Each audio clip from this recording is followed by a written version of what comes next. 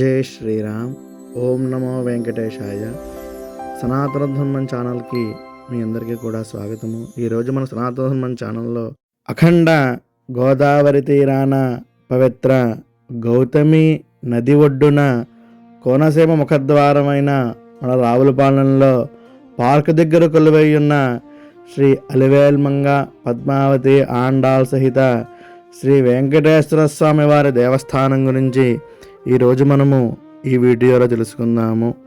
మన ఆంధ్రప్రదేశ్ రాష్ట్రంలో పచ్చని ప్రకృతికి అందమైన కొబ్బరి తోటలకు పెట్టింది పేరు కోనసీమ. అలాంటి అందమైన కోనసీమకు ముఖద్వారంగా పేరుగాంచిన గ్రామమే మన రావులపాలెం.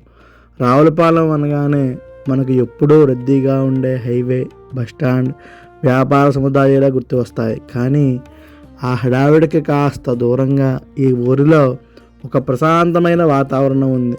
మీరు రావులపాలెం మెయిన్ పార్క్ దగ్గరికి వస్తే సరిగ్గా ఆ పార్క్ పక్కనే ఎంతో అద్భుతంగా దర్శనమిస్తుంది. అదే ఈ అలివేలుమంగ పద్మావతి ఆండాల్ సహిత శ్రీ వెంకటేశ్వర స్వామి వారి ఆలయము. చుట్టూ పచ్చదనము మధ్య ఉన్న ఈ గుడి ప్రాంగణంలో అడుగుపెట్టగానే మనసులో అలసట అంతా మాయమైపోయి ఎంతో హాయిగా ప్రశాంతంగా అనిపిస్తుంది. ఈ పార్క్ వైపున, పార్కుకి ఎదురుకుండా వైపుకి గుడి పక్కనే ఆలయ ప్రాంగణంలో ఒక జమ్మి చెట్టు, దాని కింద అద్భుతమైన మనోహరమైన గోమాతతో పాటు నిలబడి వేణువు ఊదుతున్న శ్రీకృష్ణుడు, అలాగే ఆయన వెనకాల చిన్న మండపంలో అద్భుతమైన 5 పడగల సర్పం విగ్రహము దర్శనమిస్తాయి. ఇక ఈ ఆలయ చరిత్ర విశిష్టతల విషయానికి వస్తే, ఈ అద్భుతమైన దేవాలయ నిర్మాణానికి 2008వ సంవత్సరంలో పునాది రాయి అనగా శంకుస్థాపన చేయడం జరిగింది. ఆ తరువాత అతి తక్కువ కాలంలోనే శరవేగంగా పనులు పూర్తి చేసుకుని ఎంతో వైభవంగా 2009వ సంవత్సరంలో స్వామివారి ఆలయ ప్రతిష్టా కార్యక్రమాన్ని అత్యంత కన్నుల పండుగగా నిర్వహించారు. అప్పటి నుంచి కూడా ప్రతి ఏడాది దినదినాభివృద్ధి చెందుతూ వస్తున్న ఈ ఆలయము రావులపాలెం వాసులకే కాకుండా చుట్టుపక్కల ఎంతోమంది భక్తులు వచ్చి దర్శనం చేసుకుంటూ నిత్యము దినదినాభివృద్ధి చెందుతోంది. ఈ ఆలయంలో మరొక ప్రధాన విశేష అంశం ఏమిటి అంటే, ఇక్కడ ప్రతి ఏటా తొలి ఏకాదశి పర్వదినాన్ని పురస్కరించుకొని స్వామివారికి కన్నుల పండుగగా విశేష సేవలు నిర్వహిస్తారు. ముఖ్యంగా తొలి ఏకాదశి ముందు నుండి కూడా ఇక్కడ స్వామివారికి విశేషమైన పూజలు, అర్చనలు జరుగుతాయి. అలాగే తొలి ఏకాదశి నాడు రాత్రి స్వామివారిని గరుడ వాహనం మీద ఊరేగిస్తారు. ఆ ఊరేగింపు కూడా అత్యంత వైభవంగా జరుగుతుంది.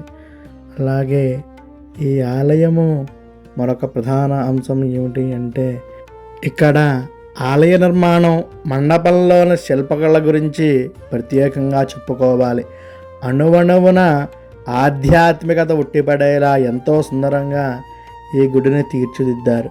భక్తులు ఇక్కడ ఎంతసేపు అయినా ప్రశాంతంగా కూర్చుని ధ్యానం చేసుకోవడానికి, నామస్మరణ చేసుకోవడానికి వీలుగా ఈ ఆలయ ప్రాంగణము ఎంతో విశాలంగా ఉంటుంది.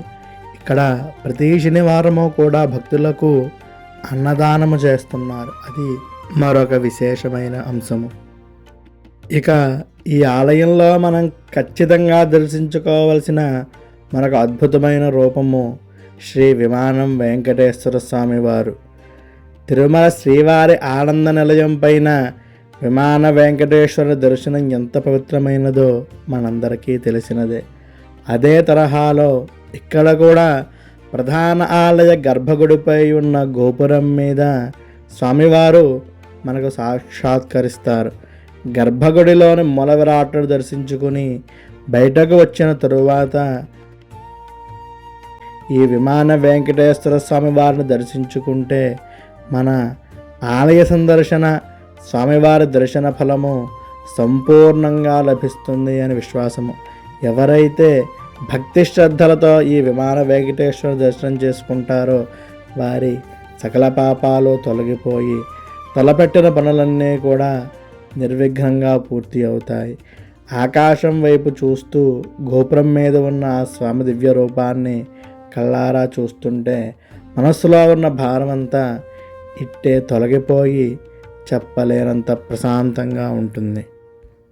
ఇలా ప్రదక్షిణ పూర్తి చేసుకుని ప్రదక్షిణలో భాగంగా విమానం వెంకటేశ్వర స్వామివారిని ఆలయంలో ఉన్న పక్కన ఉన్న వెంకటేశ్వర స్వామివారిని దర్శించుకుని ఇలా ప్రదక్షిణ పూర్తి చేసుకుంటూ మనము స్వామివారి ఆలయంలోకి ప్రవేశిస్తాము. ఇలా లోపలికి వెళ్ళగానే ఎదురుకుండా అలివేల్మంగా పద్మావతి అమ్మవారు మనకి దర్శనమిస్తారు. ఆలయానికి సంబంధించిన వారి అనుమతితోనే మూలవరాట్ వీడియోలు ఈ విధంగా అందరికీ కనిపించేలా పెడుతున్నాను, అందరూ గమనించగలరు.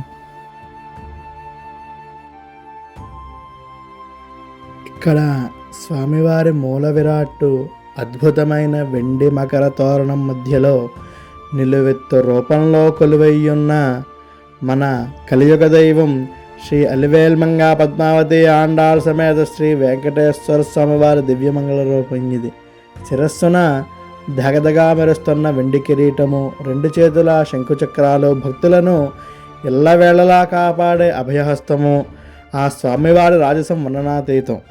ఆ నల్లని శాలిగ్రామ రూపాన్ని, స్వామివారి విశాలమైన నామాన్ని కళ్ళారా చూస్తుంటే గొప్ప అనుభూతి కలుగుతుంది. ముఖ్యంగా భక్తులను కరుణించే ఆ కళ్ళు, పెదవులపై ఉన్న చిరునవ్వు చూస్తుంటే మనసులోని అశాంతి భారం అంతా ఇట్టే తొలగిపోయి చెప్పలేనంత ప్రశాంతత వస్తుంది.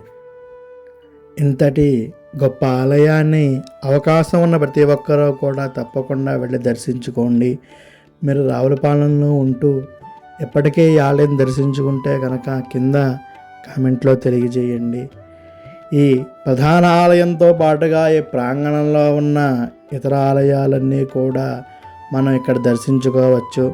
ప్రతి శనివారము అలాగే వైకుంఠ ఏకాదశి, ధనుర్మాసం లాంటి విశేష పర్వదినాల్లో ఇక్కడ స్వామివారికి అమ్మవార్లకు విశేషమైన పూజలు, కళ్యాణోత్సవాలు అన్నీ కూడా ఇక్కడ కన్నుల పండుగగా జరుగుతాయి. చూసారు కదా, ఇది రావులపాలెంలోని పార్క్ దగ్గర ఉన్న అలివేల్మంగా పద్మావతి ఆండాళ్ సహిత శ్రీ వెంకటేశ్వర స్వామి వారి అద్భుతమైన ఆలయము.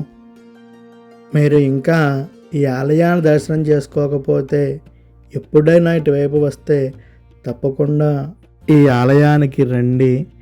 ఆ అలివేల్మంగా పద్మావతి ఆండాళ్ సహిత శ్రీ వెంకటేశ్వర స్వామి వారిని దర్శించుకొని స్వామివారి కృపకు పాత్రలు కాగలరని మనస్ఫూర్తిగా కోరుకుంటున్నాను.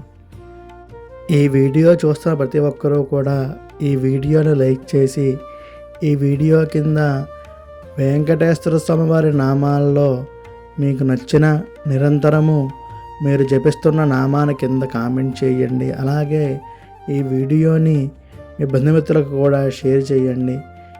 షేర్ చేస్తే ఇంకా ఇటువంటి మరిన్ని వీడియోలు, ఆలయాలు, క్షేత్రమహత్యాలు చేస్తూ వీడియోలు చేసే అవకాశం ఉంటుంది.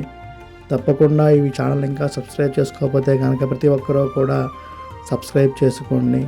ఇలాంటి మరిన్ని ఆలయాలు ఇంకా తీసి అందించే ప్రయత్నం చేస్తాను. ఓం నమో వెంకటేశాయ. జై శ్రీరామ్. జై శ్రీ గురుదేవ దత్త.